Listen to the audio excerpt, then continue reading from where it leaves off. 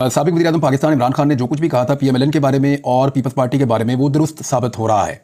ऐसे कि वो बार बार कहते थे कि ये नूरा कुश्ती करते हैं, साबित हुआ। वो बार बार कहते थे एक सिक्के के दो रुख हैं, दुरुस्त साबित हुआ। हालांकि नवाज शरीफ ने ये इल्ज़ाम लगाया था इमरान खान पे कि जरदारी और इमरान खान एक सिक्के के दो रुख हैं।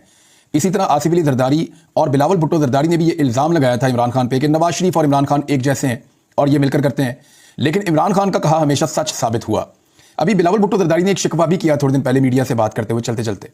उन्होंने कहा कि इमरान खान को तो कहा था लेकिन वो तो बात करने के लिए तैयार नहीं है।